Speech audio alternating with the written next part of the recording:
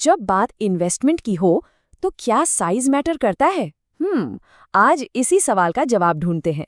देखते हैं कि एक कंपनी का छोटा या बड़ा होना किसी के इन्वेस्टमेंट पोर्टफोलियो के लिए क्या मायने रखता है। तो सवाल एकदम सीधा है, क्या साइज से सच में फर्क पड़ता है? और इसका जवाब है हाँ, बिल्कुल पड़ता है, और शायद उससे कहीं ज्यादा, जितना आम तौर पर सोचा जाता है। तो चलिए इस बात की तह तक चलते हैं। तो आज की हमारी चर्चा इन 6 पॉइंट्स के इर्द गिर्द घूमेगी। हम मार्केट कैप के बेसिक से शुरू करेंगे, फिर स्मॉल और लार्ज कैप्स की दुनिया में उतरेंगे, उनके परफॉर्मेंस को एक दूसरे के सामने रखकर देखेंगे, और सबसे ज़रूरी बात, ये समझने की कोशिश करेंगे कि इस सारी जानकारी का इस्तेमाल इन्वेस्टमेंट के फैसलों में कैसे किया जा सकता है।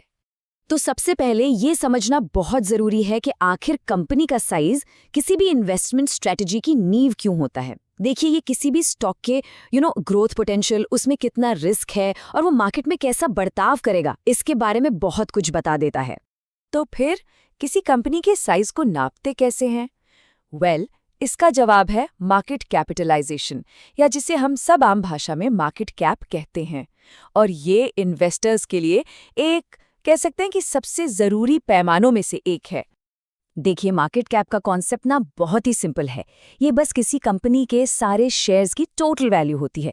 इसे ऐसे समझते हैं, मान लीजिए एक कंपनी के कुल 100 शेयर्स हैं और एक शेयर की कीमत है 10 रुपए, तो उसका मार्केट कैप कितना हुआ? सीधा सा हिसाब है, 100 गुणा 10 यानी 1000 रुपए। बस इतना ही आसान है ये, और ये एक छोटा सा नंबर कंपनी के साइज का पूरा आइडिया दे देता है। चलिए अब बात करते हैं स्मॉल कैप स्टॉक्स की। इन्हें स्टॉक मार्केट का स्प्रिंटर भी कहा जा सकता है। जानते हैं क्यों? क्योंकि ये वो तेज धावक हैं जिनमें तूफानी रफ्तार से आगे निकलने का दम होता है। तो ये स्मॉल कैप कंपनियां होती कौन हैं? आमतौर पर जिनका मार्केट कैप 300 मिलियन से 2 बिलियन डॉलर, यानी मोटे तौर पर 2,500 करोड़ से 16,000 करोड़ रुपए के बीच होता है। अब इनमें ग्रोथ का पोटेंशियल जबरदस्त होता है। सोचिए ना, एक छोटी नाव को मोड़ना एक बड़े जहाज के मुकाबले कितना आसान होता है ना। लेकिन इसी तेजी के साथ आता है ज्यादा रिस्क और वॉलेटिलिटी। ये अक्सर नई कंपनियां होती हैं, इसलिए इकोनॉमी में होने वाले छोटे मोटे उतार चढ़ाव का भी इन पर बड़ा असर पड़ता है। और एक मजे की बात यह है कि आज की कई बड़ी बड़ी कंपनियां जो मार्केट पर राज करती हैं, वो कभी स्मॉल कैप ही थीं। इसका सबसे अच्छा एग्जाम्पल है अमेज़न। जरा सोचिए, जब 1997 में अमेज़न पब्लिक हुई, तब वो सिर्फ एक छोटी सी ऑनलाइन किताबों की दुकान थी और कुछ नहीं। पता है, अपने पहले ट्रेडिंग दिन के आखिर में अमेज़न का मार्केट कैप कितना था? सिर्फ 560 मिलियन डॉलर।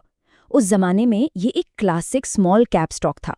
और आज वो कहाँ है, ये तो हम सबको पता ही है। अच्छा, एक और शानदार एग्जाम्पल है नेटफ्लिक्स का। जब नेटफ्लिक्स 2002 में मार्केट में आई, तो वो क्या करती थी? वो लाल लिफाफों में भरकर डीवीडी मेल करती थी। स्ट्रीमिंग का तो तब दूर दूर तक कोई नामो निशान ही नहीं था। और उस वक्त नेटफ्लिक्स का मार्केट कैप था सिर्फ 300 मिलियन डॉलर के आसपास। ये एक जबरदस्त सबूत है इस बात का कि स्मॉल कैप कंपनियों में कितना बड़ा बदलाव और कितनी जबरदस्त ग्रोथ छुपी हो सकती है। तो ये तो थे हमारे स्प्रिंटर्स। अब चलिए मिलते हैं मार्केट के मैराथन रनर्स से, यानी लार्ज कैप्स से। ये स्थिर हैं, भरोसेमंद हैं और लंबी दौड़ के घोड़े हैं। तो लार्ज कैप्स की बात करें तो ये वो कंपनियां हैं जिनका मार्केट कैप 10 बिलियन डॉलर, यानी लगभग 80,000 करोड़ रुपए से भी ज्यादा होता है। ये मार्केट के बड़े और जाने पहचाने नाम हैं, जैसे रिलायंस, टीसीएस, एचडीएफसी बैंक। इनकी कमाई में ज्यादा स्थिरता होती है और ये अक्सर अपने प्रॉफिट का एक हिस्सा शेयर होल्डर्स को डिविडेंड के तौर पर भी देती हैं। ये किसी भी पोर्टफोलियो को वो मजबूती देते हैं जो एक मैराथन रनर में होती है। लेकिन यहाँ एक बहुत जरूरी बात समझनी होगी, किसी कंपनी का बड़ा होना उसे रिस्क फ्री नहीं बना देता, बिल्कुल नहीं।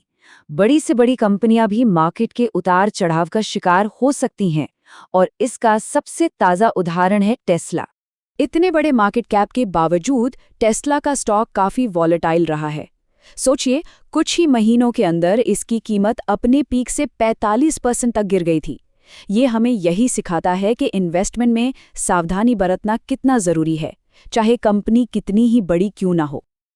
तो चलिए अब इन दोनों को आमने सामने खड़ा करते हैं। एक तरफ स्प्रिंटर्स, दूसरी तरफ मैराथन रनर्स। देखते हैं कि परफॉर्मेंस के मामले में कौन कहाँ खड़ा है। तो ये रही एक सीधी साधी तुलना। स्मॉल कैप्स हाई ग्रोथ, तो हाई रिस्क। दूसरी तरफ लार्ज कैप्स ज्यादा स्टेबल लेकिन ग्रोथ की रफ्तार थोड़ी कम।